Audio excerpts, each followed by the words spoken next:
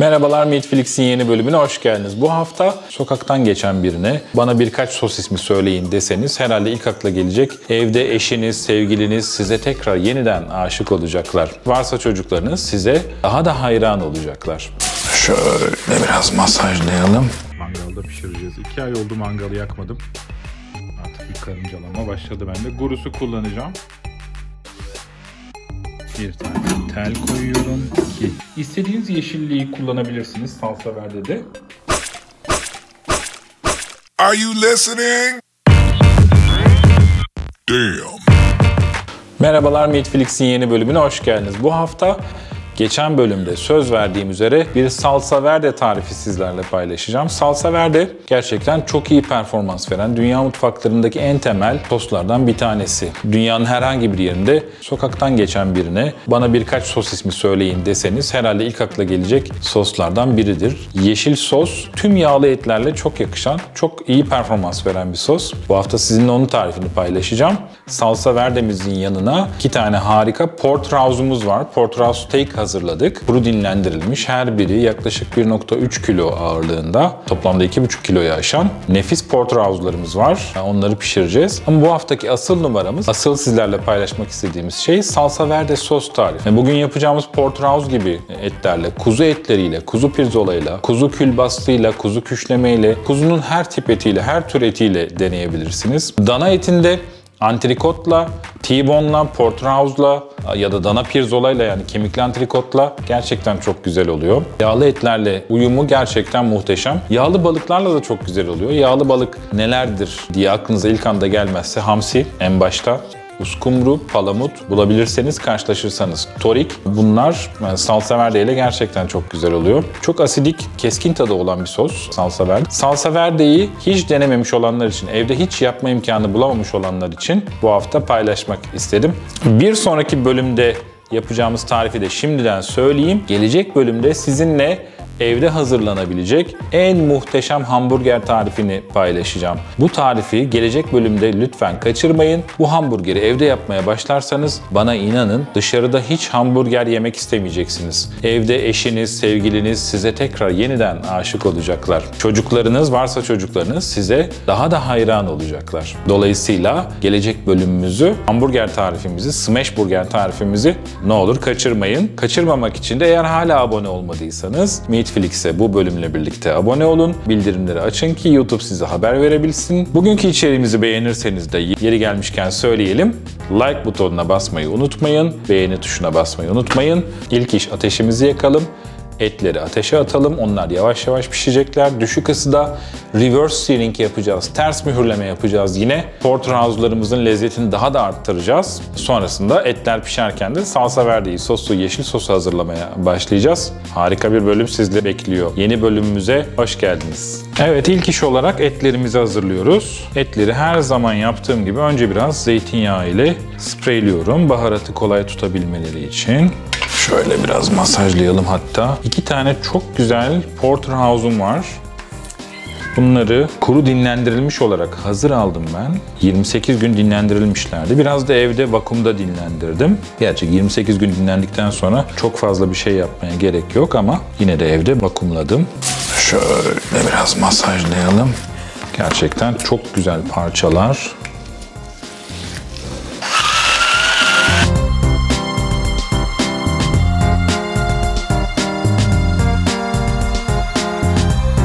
Tuzu girdik, karabiber. Granül sarımsak her zaman yaptığım gibi.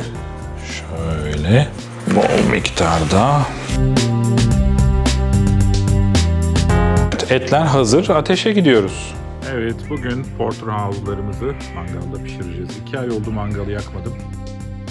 Bir karıncalama başladı bende. Gurusu kullanacağım. Gurusun ısısını, yani düşük ısıda pişirmek istediğimde daha iyi yönetebiliyorum gibi geliyor bana. O yüzden bugün gurusu tercih edeceğim. Karpı bu hafta da dinlendireceğiz. Weber'i de dinlendireceğiz. İstanbul hala çok soğuk ama umuyorum artık 1-2 hafta içinde ısınacak. Bahçeye de bakım zamanı gelmiş. Çimler karın, yağmurun etkisiyle yıpranmış. Yakında bir bahçıvan desteğiyle bahçeye girişmemizin zamanıdır. Bahar geliyor, az kaldı, sıkın dişinizi. Bu hafta Grill Kets'in kırmızı paketiyle, yani kiraz çekirdeğinden yapılan kömürleriyle pişirmeyi yapacağız. Yeni bir ürün göstermek istiyorum. Aslında yabancı barbekü kanallarında çok sık karşılaştığımız odun yününden yapılan ateş tutuşturucu Bonga markasıyla Türkiye'de de beğeniye sunuldu. Ben şöyle bugün 2 tanesini kullanacağım. Her biri yaklaşık 10 dakika alev alev yanıyor. Yani tutuşturma için gayet yeterli. Kimyasal olmaması itibariyle Bonga bence çok kıymetli. Kullanılan parafinlerin, diğer tutuşturucuların böyle ağır bir kokusu olur. Açık havada bile o kokuyu alırsınız. Bonga'da o yok. %100 doğal, anında alevleniyor. Bonga'yı ateş yakmak derdi olanlara hararetle tavsiye ederim.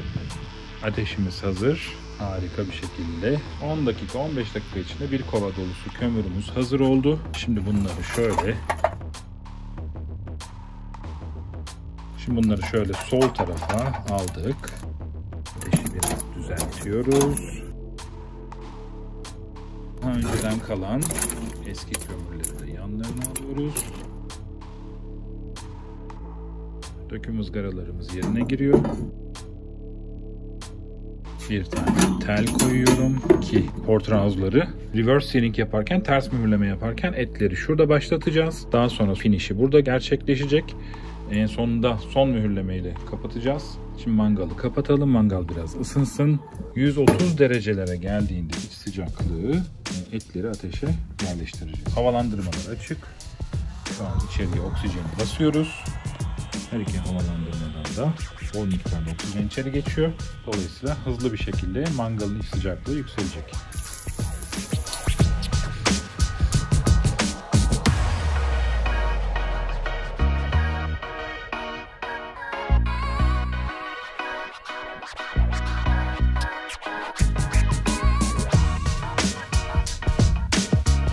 Salsa verde için kullanacağımız malzemelerden biraz bahsedelim. Şimdi tabii ki en başta kırmızı şarap sirkesi. Sula'nın Kilye markasının kırmızı şarap sirkesini kullanıyorum. Ben yazın Çanakkale'den geçme imkanınız olursa Eceabat'ta Sula'nın harika bir üretim satış mağazası var. Oraya uğramanızı tavsiye ederim. Hem mekan çok güzel, hem ürünler fabrikadan satış olduğu için gayet iyi fiyatlara veriliyor. Sula'yı seviyorum. Dijon hardalı kullanacağız. Tabii hardalsız olmaz ve hardalın iyi bir hardalı olması lazım. Tabii ki ançüez girecek. Zeytinyağı olarak Gaia Olivia harika bir zeytinyağıdır. Hararetle ve gönülden, içtenlikle tavsiye ederim. Gaia Olivia'ya Instagram hesabından, sağ üstte linkini de koyacağım, ulaşabilirsiniz. Gaia Olivia zeytinyağı da harika. Ben bugün Premium Ayvalık serisini kullanıyorum. Bir de memecik var. İkisi de çok güzel. Gaia Olivia'yı öneriyorum. Tabii ki kapari girecek. Kırmızı soğan. Bu gördüğünüz tabii dev gibi bir soğan. Bunun hepsini kullanmayacağız. Yarısının, hatta yarısından biraz daha azını. Her şeyi kullanabilirsiniz yeşillik olarak. Olmazsa olmazı salsa verde'nin işte bu. Maydanoz. Bol miktarda maydanoz kullanmak gerekiyor. Ben bugün bir orta boy demetin saplarından ayrılmış halini kullanacağım. Nane kullanacağım ve fesleğen kullanacağım. Bunlar sosun bazını oluşturacak. Diğer eklediğimiz şeyler aslında işin lezzetini arttırmaya yarayacak. Salsa verde'nin olmazsa olmazları bunlar. Yapacağımız ilk iş kırmızı soğanları kabaca doğrayıp kısa bir süre kırmızı şarap sirkesinde bekletmek olacak. Böylece soğanlarımız biraz turşulaşacak. Salsa verde tam Türkçe çevirisiyle yeşil sos. Dünyada birçok ülke mutfağında kendine yer bulmuş. Belki dünyanın en popüler soslarından biri. İnternet üzerinde, YouTube'da, yemek bloglarında 1001 türlü farklı tarifiyle karşılaşabilirsiniz. Sizinle bugün ben en hızlı, hazırlaması en kolay, en pratik tariflerden birini paylaşacağım. Soğanlarımızı kenara aldıktan sonra ikinci işimiz yeşilliklerin bir araya gelmesini sağlamak. Bir miktar sızma zeytinyağı ve tuz yardımıyla naneyi, maydanozu ve fesleğeni blenderdan çekiyoruz. Elde ettiğimiz baza sırasıyla asitleri ekleyeceğiz. Asit-baz dengesi birçok yemekte, sosta olduğu gibi bu sosta da aslında işin sırrı. Salsa verde İspanya'da, Fransa'da, İngiltere'de, Amerika'da, Meksika'da farklı şeflerin elinde kendine yeni versiyonlar edinmiş. Yeşil domatesle, kurutulmuş ekmekle, sarımsakla, jalapeno biberiyle hazırlanmış salsa verdelerle karşılaşmanız mümkün. Benim bildiğim, öğrendiğim kadarıyla anavatanı İtalya ama İspanyol ve İtalyan şefler arasında, yemek tarihçileri arasında bu konuda zaman içinde epey bir çekişme olmuş. Aslında en doğrusu salsa verdeyi keskin bir şef bıçağıyla hazırlamak ve fakat vaktiniz yoksa, zamanınız kısıtlıysa blender kullanmak da bir seçenek. Ben bugün hızlı olabilmek adına blenderla ilerledim. Sırasıyla bir kaşık hardal, 3-4 parça ançüez, bir tatlı kaşığı kapari, hazırladığımız kırmızı şarap sirkesinde beklemiş kırmızı kırmızı soğanlar ve sızma zeytinyağı içeri giriyor. Ardından bir tadım yapıyoruz. Tadı hoşumuza gidiyorsa bu şekilde devam edebiliriz. Eğer asiditesini beğenmezsek, ki ben bu sosta bugün yaptığımda asiditesini düşük buldum, şarap sirkesi eklemeye devam ediyoruz. Şarap sirkesi ekledikten sonra tuz, karabiber de girebilirsiniz. Tamamen size kalmış. Yeniden tadım yaptığınızda beğendiyseniz voila, işte salsa verde sosumuz hazır. Evet ve nihayet sıra işin her zaman olduğu gibi en keyifli kısmına, en eğlenceli, en güzel kısmına geldi. Tadım yapacağız. Tadımı ilk önce ben bir tadına bakmak istiyorum. İzninizle şöyle küçük bir parça bonfile tarafından alacağım. Öyle tahmin ediyorum ki harika oldu.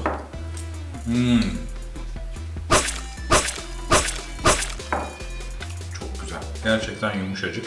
Çok lezzetli olmuş. Şöyle bir parça da kontrafile tarafından denemek istiyorum.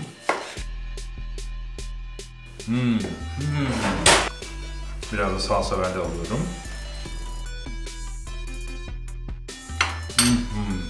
En baştan söylediğim gibi yağlı etlerde salsa verde'nin performansı inanılmaz. Gerçekten mükemmel oluyor. Evet, şimdi sıra final tadımda. Alp'i alacağım yanıma. Alp, buralarda mısın? Buradayım. Hoş geldin, gel. Merhaba. Merhaba. Alp bu hafta 10 yaşına girdi. Alp, 10 yaş nasıl gidiyor? Güzel. Her şey yolunda mı? İyi. Koca adam oldun, 10 yaşına geldin ya. Daha yeni biberon veriyorduk sana. Ne? Alaka. Hadi bakalım, tadıma geçiyoruz. Alp, bu T-bone steak. Bu tarafı bonfile, bu tarafı kontrafile. Yani bir etin içinde iki farklı tipte et var. Ortasındaki T kemiği, şu T kemiği ayırıyor. Hem bonfile hem kontrafile yemiş oluyorsun. Hangisinden tatmak istersin önce? Bu kontrafile. Kontrafile, tamam. Sana şöyle yeni bir parça keseyim şu taraftan. Salsa verde istiyor musun? Yok. Çok güzel. Çok güzel. Güzel olmuş mu? Harika. Peki. Biraz daha yiyebilir miyim? Tamam, tabii. Biraz da bonfileden vereyim Tamam. sana. Bonfile daha yumuşak. Bonfile biraz daha senin hoşuna gider diye tahmin ediyorum. Bakalım ne düşüneceksin. Al bakalım. Eline sağlık. Afiyet olsun. Bonfile de güzel ama kontrafile daha güzel. İlginç. Aslında bonfileyi daha çok seversin diye düşünmüştüm. Tadı mı daha çarpıcı geldi sana? Azıcık salsa verdenden tadar mısın benim için? Beğeneceksin gerçekten. Çok azıcık. Şuradan sana kaşıkla vereyim. Beğenmezsen Ay. bak bu kadarcık minik kaşık. Lütfen. İnsanoğlunun ürettiği en küçük kaşıkla vereceğim sana. İster misin? Bak ben sana kötü bir şey vermem. Beğeneceğini garanti ediyorum. Al bakalım. Hayır, hep öyle diyorsun. Sushi yerken de öyle oldu. O zaman da mı beğenmedin? Evet. Bunu da dene. Bak bu sefer beğeneceksin gerçekten. Hadi cesur ol. Cesur Alp ol. Gel yaklaş. Yaklaş. Hayır ya. Yemezsen yeme. Ben yerim. Ben yaptım diye söylemiyorum ama harika. Alp, güzel olmuş mu? Beğendin mi? Evet. Bizi izleyenler denesinler mi? Peki like atsınlar mı? Hala abone olmayanlar abone olsunlar mı? Evet. Evet, bir şurayı da yiyebilir miyim? Tabii ki, al senin için pişirdik. Hadi bakalım git yukarı, ben şimdi geliyorum. Tamam. Evet, böylece bu haftaki videomuzun sonuna geldik. Sizlerle salsa verde soslu bir porterhouse steak tarifi paylaştım. Asıl numaramız bu hafta salsa verdeydi açıkçası. Salsa verde gerçekten tüm dünya mutfaklarında kullanılan, farklı versiyonları olan, farklı şekillerde hazırlanan, dünyanın belki de en popüler soslarından bir tanesi. Eğer hiç denemediyseniz denemenizi tavsiye ederim. Mutfak, yemek kültürü, insanın yaşamındaki yemek olgusu aslında önemli mutluluklardan bir tanesi. İşte o mutluluğu böyle küçük dokunuşlarla, yeni denemelerle, farklı soslarla arttırmak, geliştirmek, bir adım ileriye taşımak mümkün. Umarım, dilerim sizler de eğer hiç yapmadıysanız salsa verdeyi evde deneme imkanı bulursunuz. Bizimle birlikte olduğunuz için çok teşekkür ederiz. Bu haftaki yolculuğumuzun sonuna geldik. Bir sonraki videoda sizlerle en başta söylediğim dünyanın en harika hamburgerinin tarifini paylaşacağım. Gerçekten çok beğeneceksiniz. Sakın kaçırmayın. O zamana dek kendinize iyi bakın. Videomuzu beğendiyseniz lütfen like tuşuna basın, like butonuna basın. Beğenileriniz bizi motive etsin. Abone olmadıysanız abone olmanızı bekliyoruz. Yani bu tariften hoşlanabileceğini düşündüğünüz, denemek isteyebileceğini düşündüğünüz arkadaşlarınız varsa onlarla paylaşmanız bir diğer ricamız. İyi ki bizimlesiniz, iyi ki yine birlikte olduk. Ne iyi ettiniz de geldiniz. Gelecek videoda Meatflix'te yeni bir tarifle yeniden buluşmak üzere. O zamana dek sevgiyle kalın, kendinize iyi bakın, sağlıkla kalın. Meatflix'te yeniden görüşmek üzere. Hoşçakalın. Beğenilerle yaşıyoruz. Devir o devir. Like'larla yaşıyoruz. Black Mirror, Black Mirror, Black Mirror sezon 3, bölüm 3. Hani o saçlarına taç yaptığım çiçekler. Sirkeyle daha kolay iletişime baştan alıyorum. Kırmızı şarap sirkesiyle daha kolay, kırmızı şarap sirkesiyle daha kolay etkileşime girebilmesi için. Hadi bu. Bak şu. Hayır. Bir kere yapalım, bir kere yapalım. Olmaz. Evet. Ama ben tekliyim. Sen de böyle, benim gibi yap, benim gibi. Baba oğul duruş. Kameraya bak ve gülümse. Tek bir kere, bir tane yapsam be. Peki kameraya bak.